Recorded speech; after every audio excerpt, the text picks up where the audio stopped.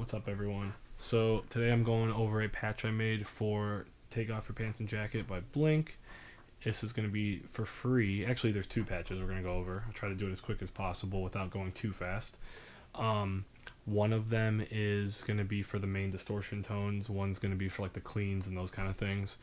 I'm using the reissue Tom DeLonge Strat. It's all stock with the Invader, Helix native, and Logic, and I made this running through my KRK Rocket 5 monitors and also through my headphones to shoot it out with the album. I thought I got as close as I could, but again, you're going to have to edit it based on your ears, your guitar, your pickups, your playing, the room you're playing in, the speakers, the monitors, the headphones, whatever it is. It might not be perfect, but I think I got a really close starting point, so I hope you enjoy it if you're either wanting to use this to dial something in or download it. So here we go. Okay, main distortion sound. So I'm going in both inputs here. They both have the gate on them. And the first one is for a Marshall sound, the second is for a Mesa sound. Now this isn't going to be so much of a gear video like some of the other ones where I showed pictures of the studio and things like that, but from my research, I'm of the belief that while on Enema, Tom used the 900 and one of his Mesas, I believe that on Jacket they used Jerry Finn's Silver Jubilee Marshall head, like from '87, and a like a black face, like a Rev G dual rectifier. That's what I believe. I might not be 100% right, but from research, from talking to some people, things like that. So anyways, for the Silver Jubilee tone that I went for, we have the main amp here I used is the Line 6 2204 mod, which is a modded Marshall 900. It's a little hotter. The Jubilee has kind of a, a Marshall 800, not 900. The Jubilee has a little bit of a different characteristic than like an 800 or even a 900. Kind of falls somewhere in between. It has a little bit more of the different high end and more gain. It's kind of hard to put into words, but you can hear it on Jacket. Jacket has this a slightly different quality. It's a little more high end and a little bit more. It's almost like they went more high end on the Marshall and more low end on the rectifier and kind of met somewhere in the middle.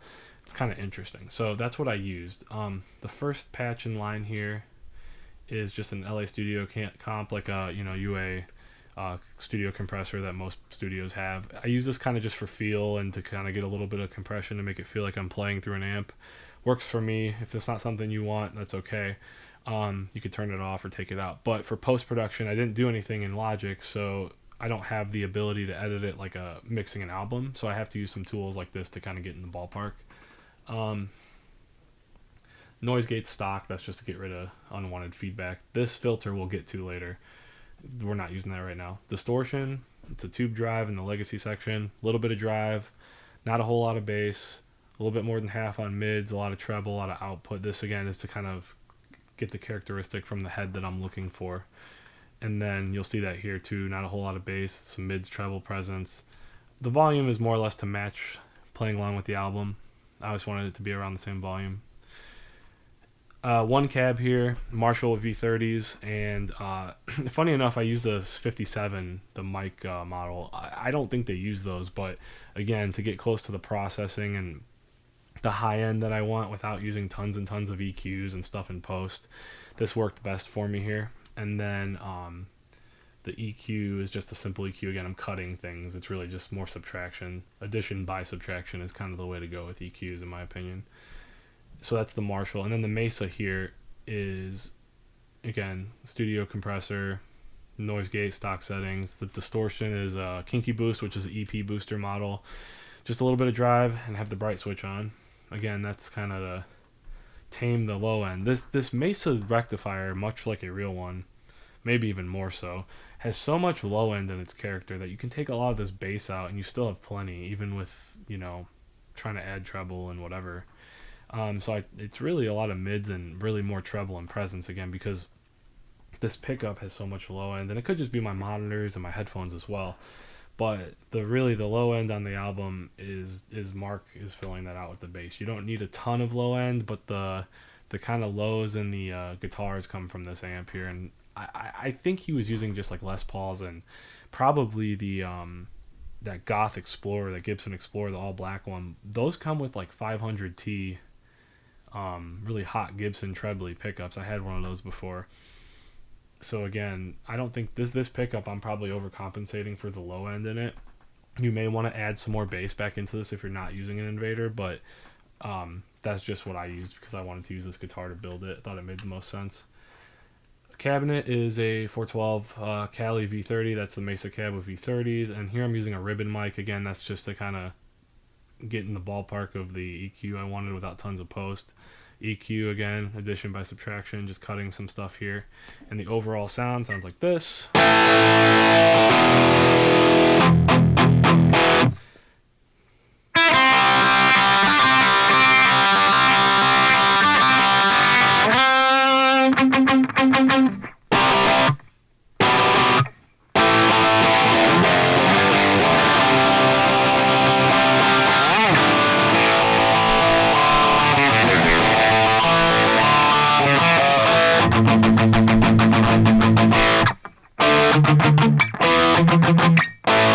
So the idea here is very similar to Enema of the State. This is very much Jerry Finn. May he rest in peace. The genius that he was. Get it to where the chords are ringing out and you have this nice saturated distortion.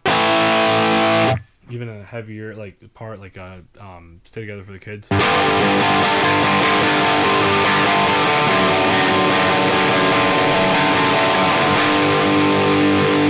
And then palm muting.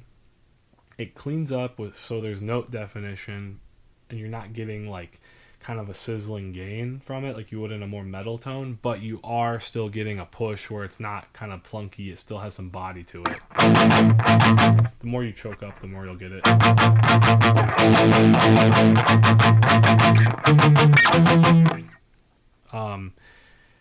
And then it works for things like octaves too, you know.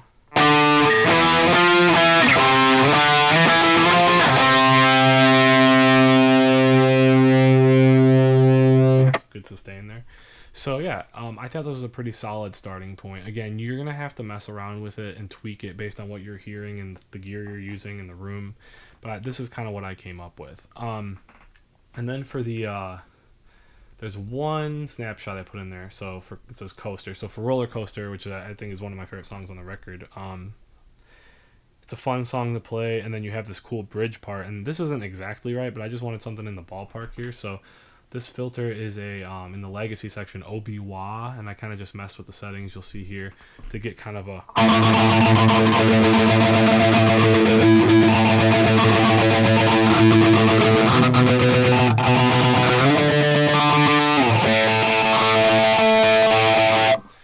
can kind of play around with that bridge just so it's something instead of like a dry distorted sound where you're trying to mess around. You can always improvise and play leads, you know, whatever you want to play there. I don't know,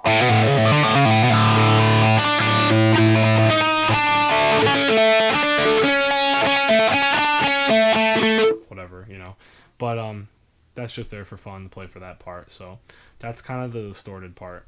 So we'll go to the cleans now, and this one's Toy Patch Clean. Very simple. We got the gate on here, just one kind of group of, you know, an amp and a cab together and a couple of things to make it work. So US Princess here, this is like a Princeton combo with the matching cab, and on the cab I have, again, a 57 because I needed a certain high end. You can see the settings there, a lot more treble than anything, some mid, not a lot of bass, and sometimes on a guitar like this with a hot pickup and nothing in the neck to go to, you want to play up a little higher so it's not as distorted. You can kind of get like a nice...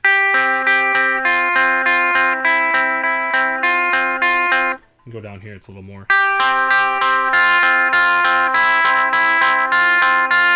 It's a little bit more trebly, which you might want to. It depends on the part, really. But again, Anthem starts like that. And then, so this is clean on the first snapshot. I have that amp. Again, LA Studio comp. Again, noise gate. There's a distortion patch and a modulation patch that are not turned on, and then an EQ again. Just taking a lot of stuff out there. Now, for the second one, Boost, this has a distortion patch that's turned on. It's Minotaur, which is, this is basically just for some of these little parts here. Now, again, I don't think he used a clon on this, but I thought that this kind of worked for what I wanted to do, you know.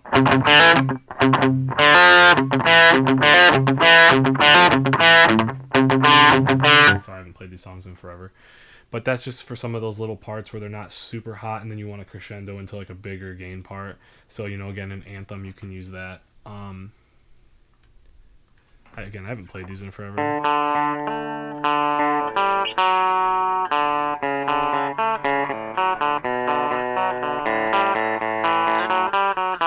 that's wrong. I haven't played this in so long. I'm sorry, but that's the clean, and then you go to the boost, and it's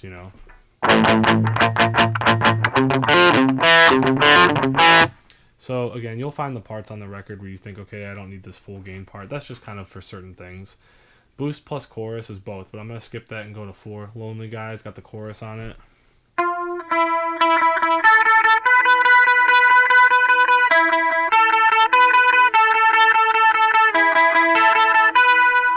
And if you want a little bit more, it's got the boost on 3. That boost again is good for like